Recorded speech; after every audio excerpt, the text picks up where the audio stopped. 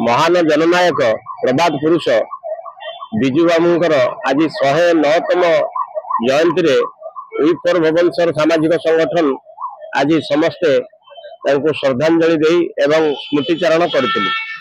एही विजु बाबू एक आदर्श पुरुष ओडिशा पई कोन सारा देश पई, तेणु तांकर जयंती रे आमे समस्ते श्रद्धांजलि दे स्मृतिचारणटा करथिलु।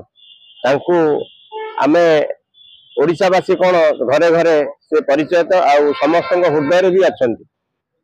तेणु विजु बाबू को आज आम श्रद्धांजलि दे आज स्मृतिचारण करथिलु उइपर भुवनेश्वर तरफ।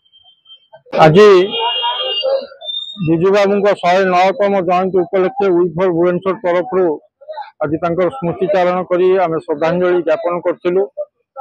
विजु बाबू आम ओडिशार गर्व थिले, जहार देहांतरे 3टी देशर पताका तांको उपरे दिया। तेणु विजु बाबू खाली भारतर नुहे इंडोनेशिया नेपाल स्वाधीनता संग्राम रे मध्य तांकर अवदान थिला।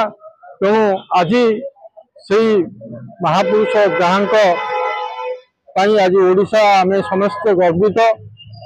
मोर तांको सहित बहुत समय रे तांको कार्यक्रम रे मु उपस्थित थिली। तेणु विजु बाबूंकर देहांत समय मु गाड़ी सहित पुरी जाइली।